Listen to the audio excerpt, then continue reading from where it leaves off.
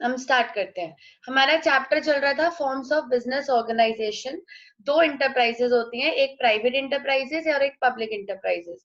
Private enterprises जो है वो हमारा चैप्टर 2 है, जो हम बार बार डिस्कस करते हैं रोज। और पब्लिक इंटरप्राइजेस जो है वो हमारा चैप्टर 3 है। ठीक है बेटा जी। चैप्टर 2 में हमारे पास प्राइवेट इंटरप्राइजेस में कितनी फॉर्म्स ऑफ ओनरशिप है? हमारे पास 5 फॉर्म्स ऑफ ओनरशिप है, जिसमें से अभी एक ऐसी है जो हमने बिल्कुल भी डिस्कस नहीं करी। कोई बात नहीं, हम उसको आराम से बाद में डिस्कस कर लेंगे। अभी फिलहाल हम 4 पे ध्यान रखते हैं। वैसे हमारे पास टोटल 5 फॉर्म्स ऑफ ओनरशिप है जो हम कर सकते हैं इन प्राइवेट इंटरप्राइजेस। कुछ याद है बेटा जी? सबसे पहली फॉर्म सोल प्रोप्राइटरशिप। एग्जैक्टली, सबसे पहली फॉर्म सोल प्रोप्राइटरशिप। इसके सब कुछ पढ़ा था आपने, मैरिज, डीमैरिज। दूसरी फॉर्म आती है पार्टनरशिप। तीसरी फॉर्म आती है जॉइंट हिंदू फैमिली बिजनेस, है ना, जॉइंट हिंदू फैमिली बिजनेस। ये भी पढ़ा दिया मैंने आपको, जॉइंट हिंदू फैमिली बिजनेस। इसको हम नीचे कर देते हैं, जॉइंट हिंदू फैमिली बिजनेस। और चौथी फॉर्म है कंपनी। कंपनी। पांचवी फॉर्म जो अभी तक हमने नहीं पढ़ी, दैट एग्जैक्टली कोऑपरेटिव सोसाइटीज। क्यों नहीं पढ़ी इसको हम थोड़ा सा अलग से पढ़ेंगे, इसलिए अभी हमने इसको नहीं पढ़ा। ठीक है जी। तो ये 5 फॉर्म्स ऑफ बिजनेस ऑर्गेनाइजेशन हैं प्राइवेट के अंदर। अभी हम जो बात कर रहे हैं वो किसके अंदर कर रहे हैं? प्राइवेट के अंदर। चैप्टर 3 में हम पब्लिक इंटरप्राइजेस की बात करेंगे। प्राइवेट इंटरप्राइजेस में और पब्लिक इंटरप्राइजेस में क्या फर्क होता है? पहले भी बताया था कि जो प्राइवेट इंटरप्राइजेस होती हैं they are owned by private individuals, जबकि जो पब्लिक इंटरप्राइजेस होती हैं these are owned by government. इसका मोटिव प्रॉफिट होता है, उसका मोटिव सोशल वेलफेयर होता है। तो प्रॉफिट वाली जो प्राइवेट इंडिविजुअल्स द्वारा ओन्ड है उसमें 5 है, sole proprietorship, partnership, HUF, company और कोऑपरेटिव सोसाइटी। अभी तक हमने क्या पढ़ा है बेटा जी? हमने इन चारों के सबसे इंपॉर्टेंट क्वेश्चन तो वैसे हमने पढ़ ही लिया, वो था हमारा इन चारों के मैरिट्स और डीमैरिट्स। ठीक है जी, सबके हमने मैरिट्स भी पढ़ लिए और डीमैरिट्स भी पढ़ लिए। ठीक है जी, चारों के। और हमने मैरिट्स और डीमैरिट्स पढ़ने का एक बहुत अच्छा तरीका निकाला था। हमने 7 बेसिस बना लिए थे और फिर उन 7 बेसिस से हमने फटाफट से सारे मैरिट्स और डीमैरिट्स याद कर लिए कि सोल प्रोप्राइटर के क्या मैरिट्स डीमैरिट्स हैं, पार्टनरशिप के क्या हैं, एचयूएफ के क्या है और कंपनी के क्या है। चारों के मैरिट्स और डीमैरिट्स हमने याद कर लिए। अब क्या करेंगे, इन्हीं टॉपिक्स के कुछ एक्स्ट्रा क्वेश्चंस मैरिट और डीमैरिट को छोड़ के वो शुरू करेंगे, इन्हीं चारों के, सोल प्रोप्राइटर, पार्टनरशिप, एचयूएफ और कंपनी। तो सबसे पहले आएगा सोल प्रोप्राइटर। इनके जो एक्स्ट्रा क्वेश्चन है मैरिट्स और डीमैरिट्स को छोड़ के, तो बेटा जी सोल प्रोप्राइटर तो आएगा, लेकिन सोल प्रोप्राइटरशिप में कोई एक्स्ट्रा क्वेश्चन नहीं है, तो आप बच गए। इसमें तो कुछ और है ही नहीं। तो अगर आपको याद करना है तो आपको सिर्फ इसके क्या याद करें, मैरिट्स और डीमैरिट्स। इसमें कोई एक्स्ट्रा क्वेश्चन नहीं है, कोई एक्स्ट्रा क्वेश्चन नहीं है, ओनली मैरिट्स और डीमैरिट्स है, only merits and demerits, no extra question, कोई और क्वेश्चन नहीं है इसमें। तो सोल प्रोप्राइटर के मैरिट और डीमैरिट्स आपको बहुत अच्छे से याद हो जाने चाहिए। फिर अगला टॉपिक हम आता है एचयूएफ, पार्टनरशिप बाद में, पहले एचयूएफ। पहले भी बताया था मैंने आपको, शॉर्ट में एचयूएफ बोलते हैं और वैसे बोलते हैं joint Hindu undivided family business. ठीक है जी, joint Hindu undivided family business. अब दीदी इसमें भी कोई एक्स्ट्रा क्वेश्चन नहीं है, ऐसे सब में बच जाएंगे, इसमें भी नहीं है, इसमें भी नहीं है, ऐसा नहीं है। इसमें एक छोटा सा एक्स्ट्रा क्वेश्चन है, छोटा सा, बहुत छोटा सा है। एचयूएफ जो होता है बेटा जी, उसका ये एक्स्ट्रा क्वेश्चन है, क्वेश्चन नंबर, पहले तो मैं लिख दूं आपके लिए, क्वेश्चन नंबर 7 चल रहा है। यस, क्वेश्चन नंबर 7 चल रहा है, क्योंकि 4 क्वेश्चंस ये थे, एक इनका डिफरेंस था 5 और एक बेसिस थे 6 क्वेश्चन। ये 7th क्वेश्चन चल रहा है। जॉइंट हिंदू फैमिली बिजनेस में कौन सा एक्स्ट्रा क्वेश्चन है? Question number 7।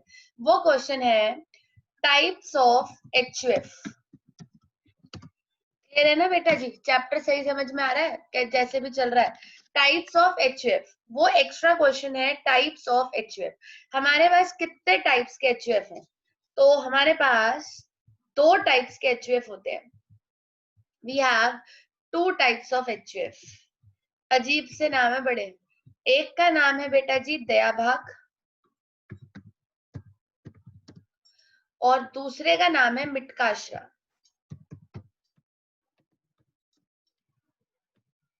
ध्यान से देखो, एक का नाम है दया भाग और दूसरे का नाम है मिटकाशरा।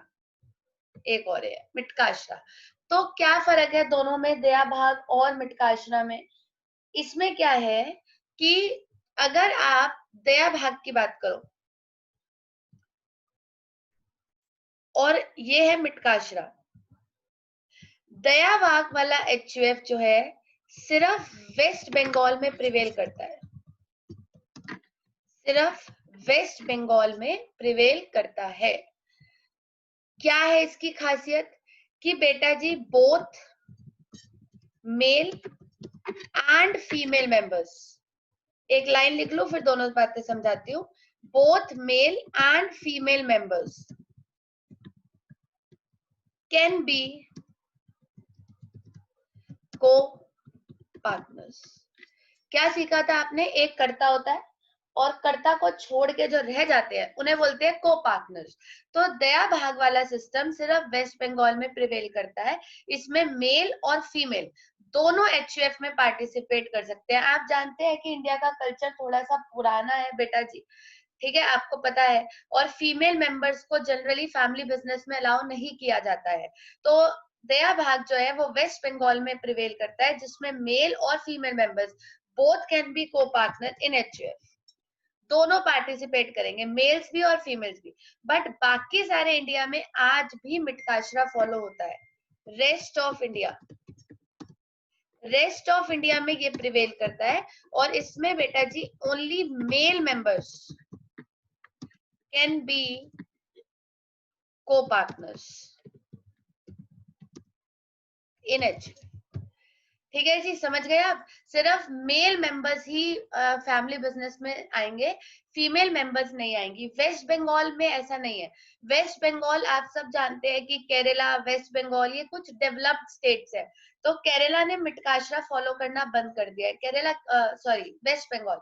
तो वेस्ट बंगाल कहता है कि हमारे यहाँ पे एचयूएफ में मेल मेंबर्स भी और फीमेल मेंबर्स भी दोनों पार्टिसिपेट करेंगे। लेकिन आज भी बाकी सारे इंडिया में मिटकाशरा अप्लाई होता है, जिसके अंतर्गत फीमेल मेंबर्स को फैमिली बिजनेस में राइट नहीं मिलता है। फीमेल मेंबर्स कभी कर्ता नहीं बनती, ये कहना चाह रही हूँ कि अगर कोई फैमिली की फीमेल मेंबर है तो वो कभी कर्ता नहीं बनेंगी और वो एचयूएफ में को पार्टनर भी नहीं बनेगी। उनका एचयूएफ, उनका फैमिली बिजनेस में कोई रोल ही नहीं है।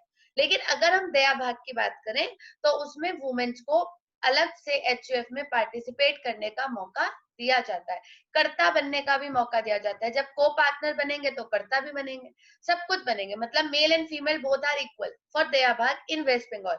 But rest of India is Mitakshara, जहां पे सिर्फ मेल मेंबर्स ही एचयूएफ का पार्ट होंगे, फीमेल मेंबर्स एचयूएफ का पार्ट नहीं होंगे। क्लियर है बेटा जी? हर्षिता डन? हाँ जी दीदी। चलिए, क्लियर हो चुका। तो एचयूएफ में हमारे पास एक्स्ट्रा एक छोटा सा क्वेश्चन है जो मैंने आपको पढ़ा दिया, जो है टाइप्स ऑफ एचयूएफ। एक एचयूएफ होता है हमारा दया भाग, दूसरा एचयूएफ होता है हमारा मिटकाशरा। दया भाग में only mail both male and female members can participate, but mitkashra में only male members can participate, female members cannot participate in HUF। आगे बढ़ते हैं, अब इसे नोट कर लो, मैं 1 मिनट रुक जाती हूँ और फिर हम अगले पे आएंगे, पार्टनरशिप। पार्टनरशिप के एक्स्ट्रा क्वेश्चंस देखो, 2 तो मैंने एकदम खत्म कर दिए, सोल प्रोप्राइटर भी और HUF भी। अब अगला आएगा पार्टनरशिप।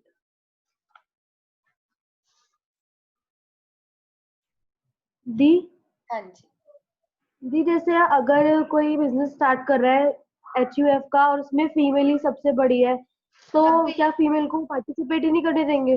ना ना ना और नहीं को बच्चे, पार्टनर भी नहीं बनेंगे? कुछ भी नहीं बनने देंगे। फीमेल्स एचयूएफ का पार्ट होती नहीं है इंडिया में। फीमेल्स को Okay, फैमिली बिजनेस संभालने का चांस नहीं मिलेगा, only male members will get the chance. अभी तक यही लॉ है। हाँ ठीक है, अब जैसे बेटा जी बहुत सारी चीजें देश में बदल रही हैं, तो धीरे धीरे बदल जाएगा, उम्मीद करते हैं, बट अभी तक यही लॉ है। okay दीदी। नहीं, अगर कोई फादर के मतलब कोई सन तो है ही नहीं, सिर्फ डॉटर्स ही है, तो फिर उसकी वो आगे फिर कौन बनेगा उसका? नहीं था, मतलब अच्छा ठीक है, अगर किसी का सन नहीं है, सिर्फ डॉटर्स ही हैं, तो एचयूएफ बनेगा ही नहीं बेटा जी, आपका फैमिली बिजनेस वहीं पे खत्म हो जाएगा। अगर आपको हिंदू लॉ के अंदर, देखो ये बातें हिंदू लॉ में लिखी गई है, तो अगर आपके सिर्फ डॉटर्स हैं, सन नहीं है, तो वो अपना बिजनेस आगे संभाल लें, एज अ सोल प्रोप्राइटर संभाल लें, लेकिन वो एचयूएफ कंसिडर नहीं होगा। एचयूएफ कंसिडर करने के लिए only sons are, only male members are allowed to take on the business. आप बिजनेस चला सकते हो, एज अ सोल प्रोप्राइटर कर लो आगे। भाई आज तक आपके पापा संभालते थे, अब उनका आगे कोई सन नहीं है, डॉटर को संभालना है, संभाल लो, लेकिन it will be treated as sole proprietor, और आपको वो बिजनेस आगे ट्रांसफर कर दिया जाएगा। But Hindu undivided family business नहीं होगा वो, क्योंकि फैमिली बिजनेस के लिए आपको मेल मेंबर्स ही अलाउड है। नहीं, अगर वो अपना बिजनेस आगे चलाए, बट वो जो है ये रजिस्ट्रेशन ही ना करवाए, क्योंकि रजिस्ट्रेशन तो ऑप्शनल है, फिर क्या पता चलना है। बट स्टिल ठीक है, रजिस्ट्रेशन ऑप्शनल है, बट स्टिल अगर आपके फादर आपके नाम पे, जैसे एक एग्जांपल देती हूँ आपको, जैसे मान लो कोई फैमिली बिजनेस है, आप भी हो, आपका भाई भी है, तो बेटा जी आपका उस बिजनेस पे कोई अधिकार नहीं है, अकॉर्डिंग टू द कोर्ट आपका उस बिजनेस पे कोई अधिकार नहीं है। After the death of a father वो बिजनेस सन को मिलेगा, डॉटर को नहीं, और डॉटर का उस पर कोई राइट नहीं है। लेकिन अब चीजें बदल रही हैं, बहुत सारी चीजें बदल चुकी हैं, तो होपफुली ये भी, देखो एक्चुअली में ये चीजें बदल चुकी हैं, बट आज भी बुक्स में यही है, तो हम आपको यही पढ़ा रहे हैं। According to new law, male member and female member, चाहे डॉटर हो चाहे सन हो, दोनों का इक्वल राइट होता है अपने फादर की प्रॉपर्टी में, जो अभी सुप्रीम कोर्ट का रेगुलेशन है। पर ये सारी चीजें अभी बुक्स में नहीं आई है, तो बुक्स में आज भी वही है कि there are two types of HUF, Dayabhaga and मिटकाशरा, ऐसा ही होता आ रहा है, और हिंदू लॉ में ऐसा ही लिखा गया है। बाकी हाँ ठीक है, चीजों को बदल सकते हैं, बट अभी फिलहाल हिंदू लॉ के अकॉर्डिंग फीमेल मेंबर्स को अपने फादर के बिजनेस पे कोई राइट नहीं मिलेगा। हाँ, अगर उनके फादर चाहें तो विल से उनके नाम पे बिजनेस ट्रांसफर कर सकते हैं, पर वो एचयूएफ में नहीं आएगा। कहने का मतलब ये है, एचयूएफ नहीं माना जाएगा, it will B sole proprietorship. आप पार्टनरशिप कर सकते हो, कंपनी खोल सकते हो, बाकी सारे ऑप्शंस हैं आपके पास, पर आप ये नहीं कर सकते, क्योंकि फैमिली में एक्चुअली क्या होता है, women's female members used to get married, तो उनकी फैमिली चेंज हो जाती है, इसलिए फैमिली बिजनेस में फीमेल मेंबर्स को राइट नहीं दिया जाता, ट्रेडिशनल सोच बोल सकते हैं। चलिए जी आगे बढ़ेंगे, लेट्स गो। ज्यादा फील नहीं करना, कोई बात नहीं, हम अपना कर लेंगे। क्वेश्चन ना थर्ड पे आते हैं, पार्टनरशिप। थर्ड आता है बेटा जी पार्टनरशिप। अब आते हैं पार्टनरशिप के कुछ एक्स्ट्रा क्वेश्चंस पे, इस पे बहुत सारे हैं, इसमें तो बहुत ही सारे हैं। सबसे पहला क्वेश्चन नंबर 8,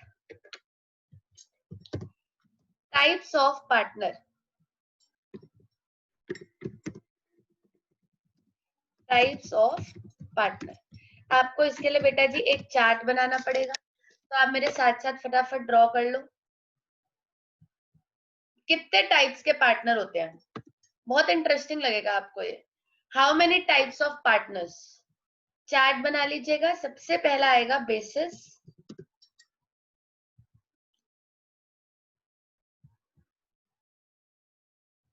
सबसे पहला पार्टनर होता है एक्टिव। अच्छा ठीक है, हम बेसिस इधर ले लेते हैं। सबसे पहला point capital management, profit sharing, लाइनें खींचती हूँ अभी, प्रॉफिट शेयरिंग, लायबिलिटी,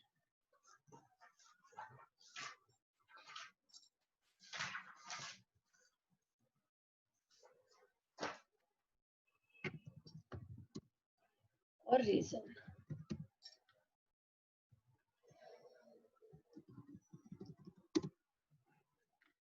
फटाफट से ड्रॉ कर लो, मैं आपको समझाती हूँ क्या टॉपिक चल रहा है।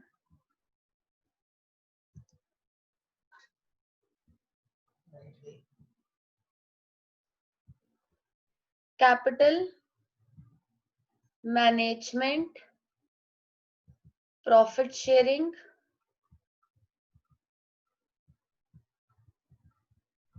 लायबिलिटी और रीजंस। इन बेसिस पर मैं आपको फर्क बताऊंगी कि कितने टाइप्स के पार्टनर्स होते हैं। करें स्टार्ट? आपका तो मेरे से पहले ही हो गया होगा, मुझे देर लगती है इसे लाइनें वाइनें खींचने में। ठीक है जी, सबसे पहला बेसिस, सबसे पहला पार्टनर होता है एक्टिव पार्टनर। बहुत ध्यान से सुनिएगा, सबसे पहला पार्टनर होता है active partner. Active partner number 1। क्या होता है एक्टिव पार्टनर? एक्टिव पार्टनर मतलब बेटा जी जो कैपिटल इन्वेस्ट करेगा, कैपिटल इन्वेस्ट करेगा, मैनेजमेंट में भी पार्टिसिपेट करेगा। अभी आपको समझ में आ जाएंगी चीजें। उसे प्रॉफिट शेयरिंग डिस्ट्रीब्यूट होगा, मतलब कि उसे प्रॉफिट का शेयर भी मिलेगा जब भी डिस्ट्रीब्यूट होगा। और एज यूजुअल जैसे कि पार्टनर्स की लायबिलिटी अनलिमिटेड होती है, तो इसकी लायबिलिटी भी अनलिमिटेड होगी। सारे पार्टनर्स की अनलिमिटेड ही होती है। एक सेकेंड, कुछ बच्चे हमारे डिस्कनेक्ट कैसे हो गए?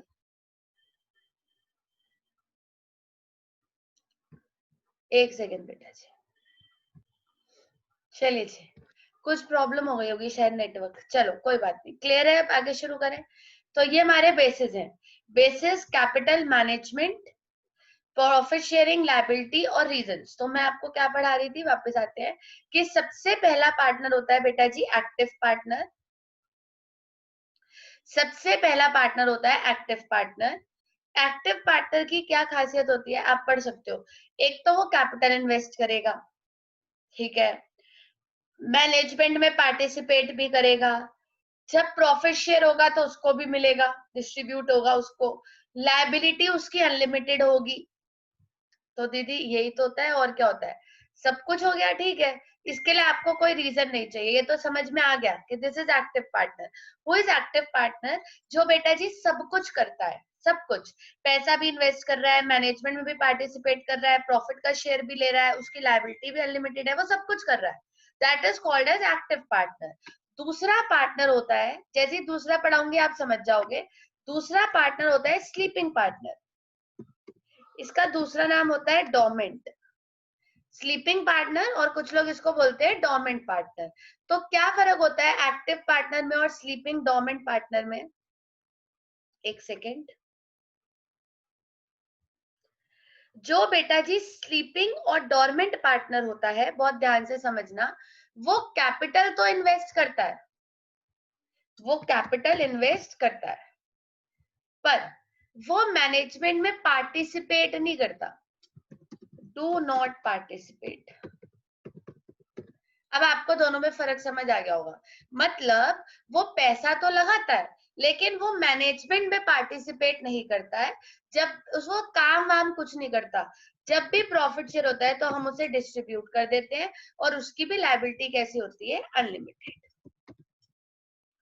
इसमें भी मुझे रीजन देने की कोई जरूरत नहीं है, आपको समझ में आ गया होगा। नहीं आया तो आप बता सकते हो। बताओ, what is the difference between active partner and sleeping partner?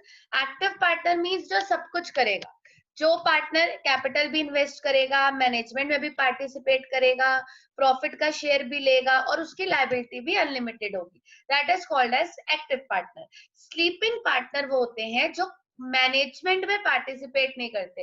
अगर दीदी वो काम नहीं करेगा तो फिर मैं उसको पार्टनर क्यों बनाऊंगा? इसलिए बेटा जी क्योंकि आपको उसके पैसे चाहिए शायद।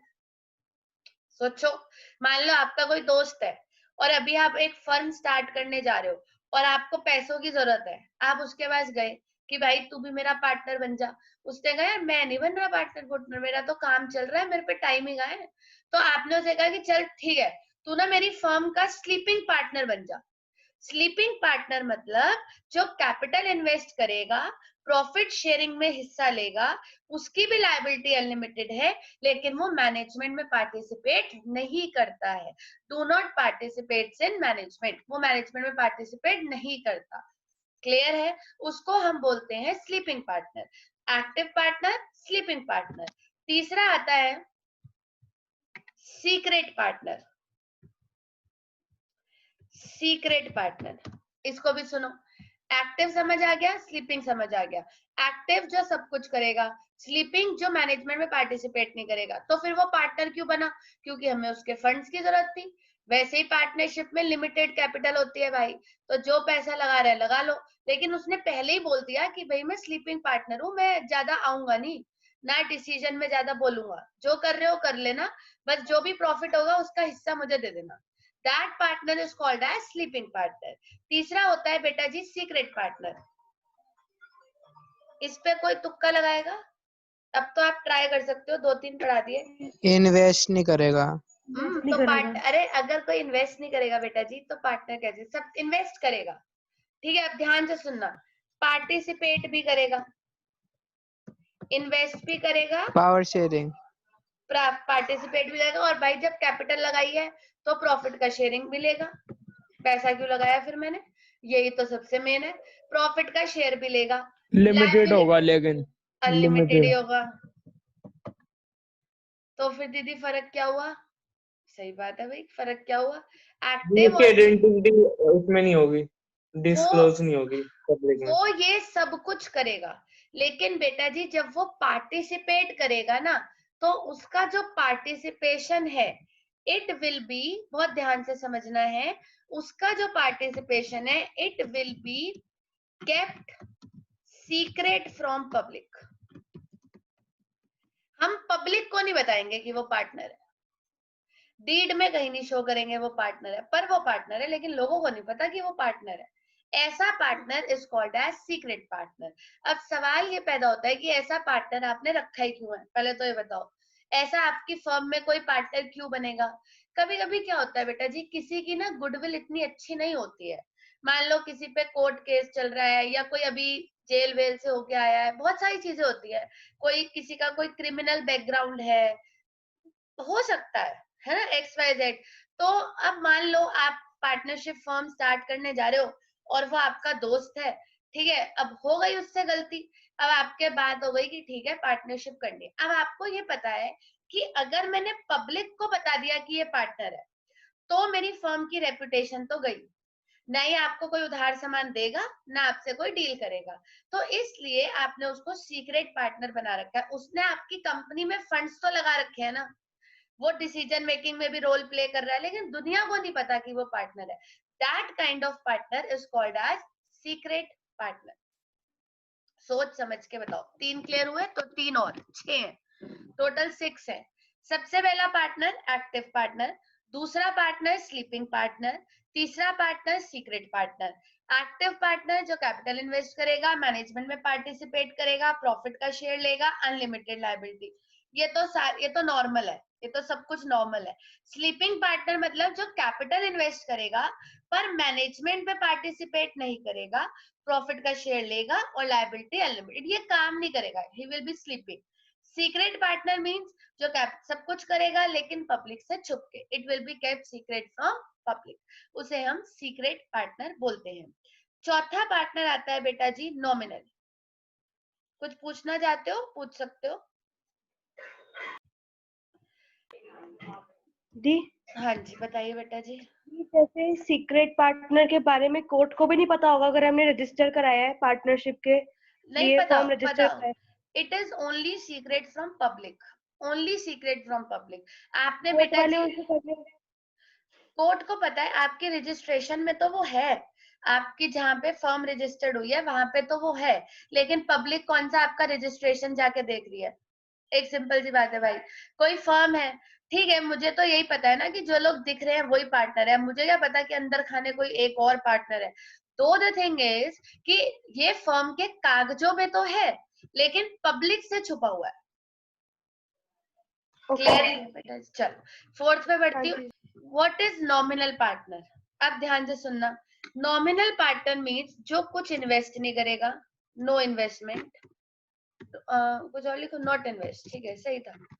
ये कैपिटल इन्वेस्ट नहीं करेगा, ठीक है, ये पार्टिसिपेट भी नहीं करेगा, अब ये आपको बहुत अजीब से लगेंगे अगली 3। ये 3 जितने जल्दी समझ आ गए, वो 3 समझने में थोड़ा सा दिमाग लगाना पड़ेगा। ये प्रॉफिट का शेयर भी नहीं लेगा। तो भाई ये चाहता क्या है? जब ये कैपिटल भी इन्वेस्ट नहीं करेगा और मैनेजमेंट में भी पार्टिसिपेट नहीं करेगा और इसको प्रॉफिट का हिस्सा भी नहीं चाहिए, तो ये पार्टनर कैसे हो गया? और इसकी लायबिलिटी अनलिमिटेड है। ये बहुत अजीब है। अजीब मतलब अजीब इसलिए है बेटा जी कि जिस बंदे ने पैसे नहीं लगाए, या जिस बंदे ने मैनेजमेंट में पार्टिसिपेट नहीं किया, या जिस बंदे ने प्रॉफिट का शेयर नहीं लिया, उस बेचारे की लायबिलिटी क्यों अनलिमिटेड है? मैं आपके लिए दोबारा बोलूंगी। नॉमिनल पार्टनर मीन्स जिसने कैपिटल इन्वेस्ट नहीं करी, मैनेजमेंट में पार्टिसिपेट नहीं करा, प्रॉफिट का हिस्सा नहीं लिया, फिर भी उस बेचारे की लायबिलिटी अनलिमिटेड। ये कैसा पार्टनर है? जिसे कुछ मिल नहीं रहा, वो कुछ दे नहीं रहा, वो कुछ कर नहीं रहा, फिर भी उस बेचारे को घसीट लिया। ऐसे पार्टनर्स को हम नॉमिनल पार्टनर बोलते हैं। नॉमिनल पार्टनर वो होता है बेटा जी, द पर्सन, बहुत ध्यान से सुनिएगा, the person who allows, the person who allows the firm to use his name or goodwill. अगर कोई इंसान आपको ये अलाउ कर देता है कि आप उसका नाम और आप उसकी गुडविल यूज कर सकते हो, तो वो भी उसका नॉमिनल पार्टनर बन जाता है। कुछ समझ नहीं आया आपको? फॉर एग्जाम्पल से समझ आ जाएगा। फॉर एग्जाम्पल, किसी ने आपकी बैंक में गारंटी दे दी,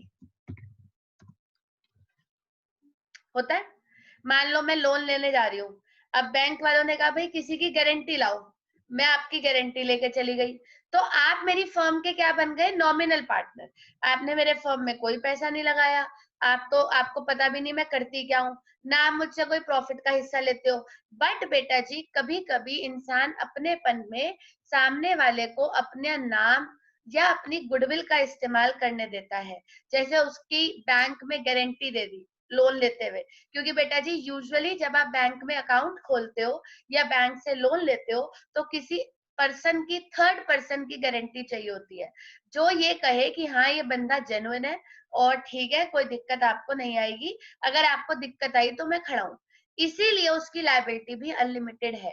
अगर कल को कोई दिक्कत आती है तो बेटा जी वो भी लायबल माना जाएगा। तो ऐसी गलती आप कभी भी ना करें, मैं आपको ये सिखाना चाह रही हूँ, क्योंकि लॉ की भाषा में ये भी एक पार्टनर होता है, और इस पार्टनर का नाम क्या होता है? Nominal partner. तो आप भी एक पार्टनर बन जाओगे अनजाने में। तो इसलिए कभी भी किसी फर्म की, चाहे आपके किसी भी कितने भी खास दोस्त की क्यों नहीं है, आपको कभी गारंटी नहीं देनी, क्योंकि अगर बेटा जी आपने किसी को अलाउ किया अपना नाम या अपनी गुडविल यूज करने के लिए, तो आपकी लायबिलिटी भी अनलिमिटेड हो जाएगी। और लॉ के अंतर्गत आप कौन से पार्टनर कंसिडर किए जाओगे? Nominal partner. हाँ जी, कुछ पूछना चाहते हो? Active partner, sleeping partner, secret partner, nominal partner. कभी कभी ऐसा होता है, जैसे मान लो कि आप बेटा जी, आप बच्चे हो, अब आपने कोई आगे चल के कोई बिजनेस शुरू किया, तो आपने अपने पापा को बोला कि पापा जरा गारंटी दे दो, तो वो तो दे देंगे ना, वो तो कहेंगे ठीक है हमारे बच्चे हैं, क्या प्रॉब्लम है। तो अगर वो गारंटी दे देंगे तो वो भी आपकी फर्म के नॉमिनल पार्टनर कंसिडर किए जाएंगे। अगर कल को बेटा जी आपकी फर्म को कोई लॉस हो जाता है, तो your father is also liable to pay, क्योंकि उन्होंने अपना नाम बैंक को यूज करने को दिया था, है ना, आपकी फर्म को अलाउ किया था कि आप उनका नाम यूज कर सकते हो, तो इसलिए वो भी आपके नॉमिनल पार्टनर बन जाएंगे। एक्टिव पार्टनर, स्लीपिंग, सीक्रेट और नॉमिनल। बताइए जी, जिसे जो डाउट्स हो, बी क्विक। 2 और है मेरे पास। चलो आगे, फिर कुछ नहीं पूछना, आ गया समझ में? चलो नेक्स्ट है बेसिस, कैपिटल। आप पहले ये नोट कर लो, फिर मैं वो स्टार्ट करती हूँ, क्योंकि सेशन एंड हो जाएगा बीच में, फिर वो ब्रेक हो जाएगा।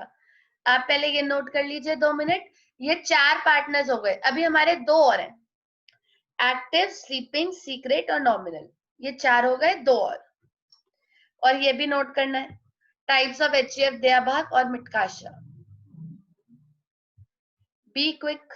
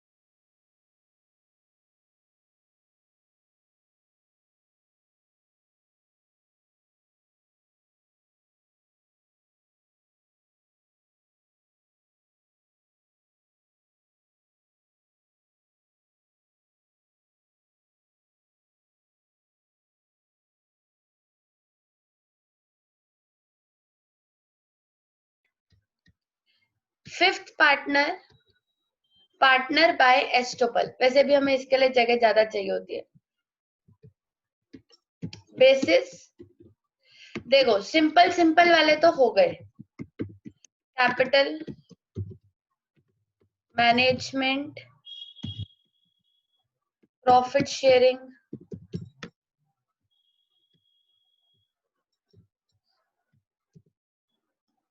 लायबिलिटी और रीजन कि वो पार्टनर क्यों है. आपने पढ़ा सबसे पहला एक्टिव, आपको बहुत अच्छे से समझ आ गया. एक्टिव पार्टनर मीन्स जो सब कुछ करता है. स्लीपिंग पार्टनर मीन्स जो मैनेजमेंट में पार्टिसिपेट नहीं करता, बाकी सब कुछ करता है. सीक्रेट पार्टनर भी सब कुछ करता है बट पब्लिक से सीक्रेटली. नॉमिनल पार्टनर जो होता है वो अपना नाम यूज करने को दे देता है, बस ये उसकी गलती है. और जैसे ही वो नाम यूज करने को देगा, वो भी पार्टनरशिप एक्ट 1932 के अंतर्गत पार्टनर कहलाया जाएगा और उसकी लायबिलिटी भी अनलिमिटेड हो जाएगी. ये बातें आप मेरी समझ चुके हो. अब आ जाओ फिफ्थ पार्टनर पे, जिसका नाम है पार्टनर बाय एस्टोपल. क्या हो गया इसको? Fifth partner, partner by estoppel.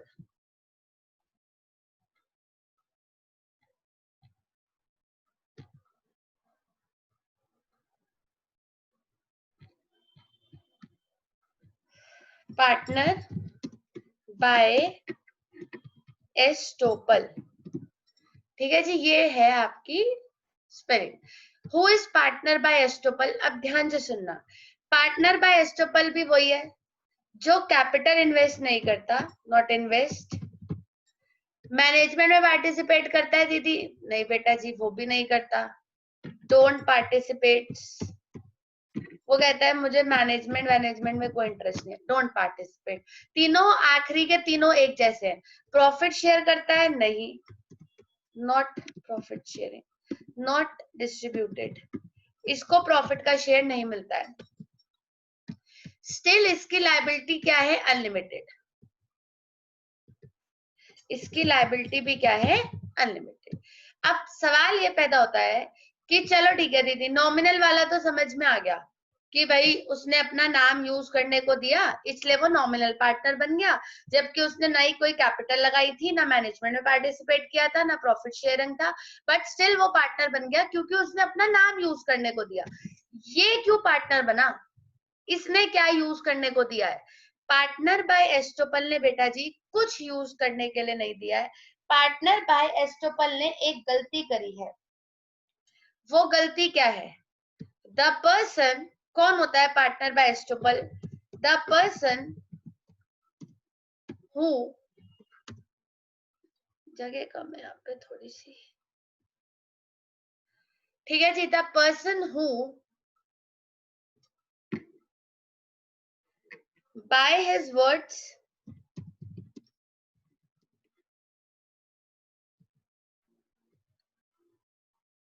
एक second. The person who by his words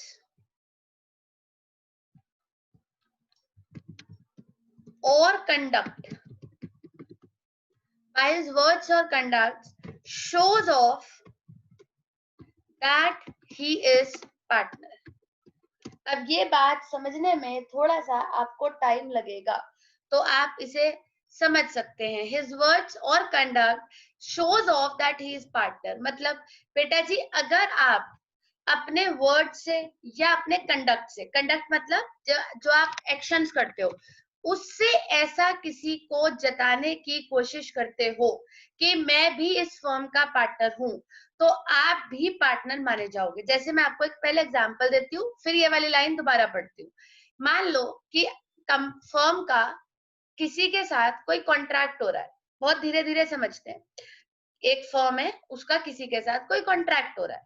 अब बेटा जी, जब कॉन्ट्रैक्ट हो रहा है तो आप वहां पे प्रेजेंट हो, ठीक है, जबकि आपका फर्म से कोई लेना देना नहीं है, वो आपके भाई की फर्म है, या मान लो चलो आपके दोस्त की फर्म है, ऐसा मान लेते हैं, और आपकी गुडविल अच्छी है मार्केट में, कोई दिक्कत वाली बात नहीं है.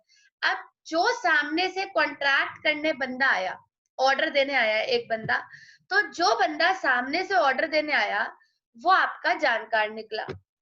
अब आप वो ऑर्डर फर्म को दिला सकते हो, जो फर्म आपके दोस्त की है. अब आप वहां बैठे हो और आपके जो वर्ड्स हैं या जो आपके कंडक्ट है, जैसे आप बात कर रहे हो या जैसे आप एक्शन कर रहे हो, ऐसा लग रहा है और आप जानबूझ के ये शो ऑफ करने की कोशिश कर रहे हो कि मैं भी इस फर्म का पार्टनर हूँ. अब जो बंदा बाहर से आया है, उसको तो नहीं पता कि वो पार्टनर हो कि नहीं हो. मैं बहुत धीरे धीरे बोल रही हूँ. जो बंदा बाहर से आया है, उसको तो नहीं पता ना बेटा जी कि आप पार्टनर हो या आप पार्टनर नहीं हो. लेकिन आप अपने वर्ड से और अपने कंडक्ट से ऐसा शो ऑफ कर रहे हो कि आप भी पार्टनर हो. उसे ऐसा लगा कि आप पार्टनर हो और उसने आपकी फेस वैल्यू पर आपके दोस्त की फर्म को कॉन्ट्रैक्ट दे दिया. वो कॉन्ट्रैक्ट टाइम पे पूरा नहीं हो पाया, या उसमें आपकी जो दोस्त की फर्म है उसने कोई फ्रॉड कर दिया.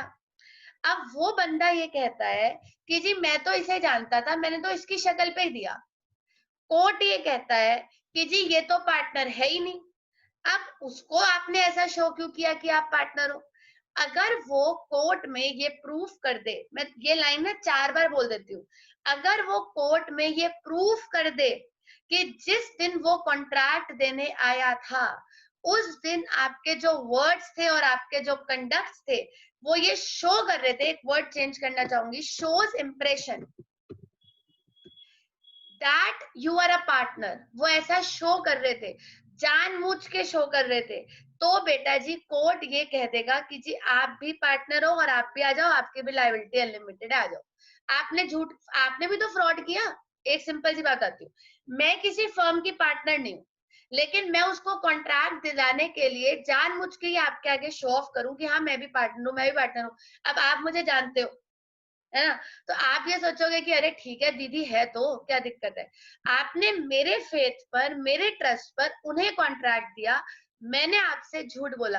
अगर ये चीज कोर्ट में प्रूफ हो जाती है, जो कि बेटा जी बहुत मुश्किल है, बट अगर आप कोर्ट में प्रूफ कर देते हो कि हाँ ऐसा हुआ है और सामने वाले बंदे ने फेक वर्ड्स या फेक कंडक्ट का इस्तेमाल किया और जानबूझ के शो किया कि वो पार्टनर है, तो कोर्ट आपको भी पार्टनर बाय एस्टोपल का टाइटल दे देगा. और बेटा जी ये टाइटल आपको डुबा देगा, क्योंकि इस टाइटल के अंतर्गत आपकी लायबिलिटी भी क्या हो जाएगी, अनलिमिटेड. और आप तो जानते ही हो कि अनलिमिटेड लायबिलिटी का कितना नुकसान है. पर्सनल एसेट्स भी जाएंगे और बिजनेस एसेट्स भी जाएंगे, क्योंकि आपने फ्रॉड किया. फ्रॉड तो गलत होता है, लेकिन इसको कोर्ट में प्रूफ करना पड़ेगा. मैंने आपको पहले कहा था कि जो शुरू के 3 पार्टनर्स हैं, एक्टिव, स्लीपिंग, सीक्रेट, नॉमिनल, वो तो समझ आ जाते हैं. ये जो आखिरी के 2 हैं, इसके लिए आपको थोड़ा सा दिमाग खोल के समझना पड़ेगा. पार्टनर बाय एस्टोपल मींस जिसने कुछ इन्वेस्ट नहीं किया, वो मैनेजमेंट में कोई हिस्सा नहीं है, उसका तो कोई लेना देना भी नहीं है, और वो प्रॉफिट शेयरिंग में भी कोई रेशन नहीं लेता. बस उसने क्या किया कि जब कोई डील साइन हो रही थी या कुछ भी हो रहा था, तो उसने फेक वर्ड्स और फेक कंडक्ट का इस्तेमाल किया जिससे ये इंप्रेशन हुआ सामने वाले को कि आप भी पार्टनर हो। तो अगर ये चीज प्रूफ हो जाती है बेटा जी, तो आप पार्टनर बाय एस्टोपल बन जाओगे। और वैसे भी आपने ये गलती जानबूझ के करी है, बहुत ध्यान से सुन लीजिएगा। ठीक है जी, मैं लैंग्वेज चेक कर रही थी। I hope I am clear. The person who by his words और conduct shows impression that he is the partner of firm. अगर वो ऐसा शो करने की कोशिश करेगा तो वो भी जाएगा, then he is the partner of firm।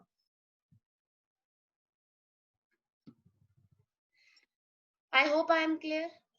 ठीक है जी, आप कुछ पूछना चाहते हो पूछ सकते हो, आपकी क्वेरीज होंगी बहुत सारी। पार्टनर बाय एस्टोपल मतलब कि जो बंदा जानबूझ के ऐसा कंडक्ट करे या ऐसा इंप्रेशन दे कि वो पार्टनर है, और ये चीज अगर कोर्ट में प्रूफ हो जाए तो बेटा जी वो भी पार्टनर बाय एस्टोपल बन जाएगा। आजा बेटा तू भी आजा, बहुत शो ऑफ कर रहा था ना, तो कोर्ट उसको भी पार्टनर बाय एस्टोपल बना देगा। और लास्ट आता है पार्टनर बाय होल्डिंग आउट। एक मैं ये भी पढ़ा दूं क्योंकि ये भी थोड़ा सा वैसा ही है ऊपर वाले की तरह, फिर आप डाउट्स पूछ लीजिएगा। पार्टनर बाय होल्डिंग आउट, कौन होता है partner by holding out? Let's be quick. Partner by holding out जो कैपिटल इन्वेस्ट नहीं करता, ये सारी चीजें सेम है, अब आप समझ गए कि ये सारे टेढ़े मेढ़े वाले ही हैं। डोंट पार्टिसिपेट, मैनेजमेंट में भी पार्टिसिपेट नहीं करता, प्रॉफिट का शेयरिंग नॉट डिस्ट्रीब्यूटेड, इसको कोई शेयर वेयर नहीं मिलता, बट स्टिल इसकी लायबिलिटी अनलिमिटेड है। अब इसने क्या किया है ना, एक लास्ट क्वेश्चन, इसने क्या किया आज का लास्ट, तो ध्यान से सुनना है। अरे कहाँ अटक गया? ठीक है जी, तो बेटा जी क्या क्या पढ़ा आज हमने वैसे अभी तक? फिलहाल एक थोड़ा सा रिकैप। एचयूएफ के दो टाइप्स पढ़े, दया भाग और मिटकाशरा। फिर मैंने आपको एक्टिव पार्टनर पढ़ाया, स्लीपिंग पार्टनर पढ़ाया, स्लीपिंग पार्टनर का दूसरा नाम पढ़ाया डोरमेंट। फिर मैंने आपको सीक्रेट पार्टनर बता दिया कि जो पब्लिक से हिडन होता है। उसके बाद मैंने आपको बताया नॉमिनल, जो अपनी गुडविल या अपना नाम यूज करने को देता है। पार्टनर बाय एस्टोपल बता दिया, जो अपने वर्ड्स या कंडक्ट से गलत इंप्रेशन देता है। और लास्ट आता है बेटा जी partner by holding out. Who is partner by holding out? बहुत ध्यान से सुनिएगा। पार्टनर बाय होल्डिंग आउट में एक सिंपल सी लाइन लिखती हूँ, he is a person who is represented and partners and he does not deny such impression. The person who is हम बिल्कुल बुक की लैंग्वेज लिख रहे हैं जिससे कि आप इसको याद कर लो। The person who is represented as partner. चलो अब मुझे सोच समझ के क्वेश्चन का आंसर देना, ठीक है? मैं आपसे ही पूछ रही हूँ, आज आपने वैसे भी बहुत कम आंसर्स दिए अभी तक, तो कुछ पूछा ही नहीं मैंने। पार्टनर बाय होल्डिंग आउट में एक लास्ट बात, अगर बेटा जी आपके दोस्तों का ग्रुप है जिसमें आप पार्टनर नहीं हो, डन, आपके फ्रेंड्स का ग्रुप है जिसमें आप पार्टनर नहीं हो, अगर आप पार्टनर नहीं हो और वो किसी के आगे ये बोल रहे हैं कि ये भी हमारा पार्टनर है, ये भी हमारा पार्टनर है, तो आपको उस चीज को क्या करना चाहिए? मना करना चाहिए या नहीं करना चाहिए? अब आप फटाफट से करना चाहिए, मना करना चाहिए। एग्जैक्टली यानी आपको सामने वाले को डिनाई करना चाहिए कि नहीं नहीं ये तो झूठ बोल रहा है, मैं नहीं हूँ पार्टनर। यू मस्ट डिनाई कि नहीं मैं पार्टनर नहीं हूँ। तो the person who is represented as partner, जिसको एज अ पार्टनर रिप्रेजेंट करा जा रहा है, but he does not deny, वो डिनाई भी नहीं कर रहा, ही डज नॉट डिनाई। और एक चीज और बहुत अच्छी लिखी है, he does not despite knowing the fact, मतलब उसको ये बात पता है। मैं आपको समझाने की कोशिश करूंगी अब एक बार और last. Despite knowing the fact, मुझे पता है कि इन्हें ना कॉन्ट्रैक्ट इस वजह से मिला है क्योंकि उसको ये लगा कि मैं पार्टनर हूँ और मैं और चौड़ी हो रही हूँ, अरे तुझे नहीं पता मेरी वजह से मिला है तुझे। तो ये चीज मुझे पता है कि दैट पार्टी थॉट कि मैं पार्टनर हूँ इसलिए उसने इन्हें कॉन्ट्रैक्ट दे दिया। बट अगर मुझे बेटा जी इस फैक्ट के बारे में पता है तो मुझे डिनाई करना चाहिए था, और अगर मैं डिनाई नहीं करूंगी तब भी मैं पार्टनर बाय होल्डिंग आउट बन जाऊंगी। पार्टनर बाय एस्टोपल में दीदी और पार्टनर बाय होल्डिंग आउट में क्या फर्क है?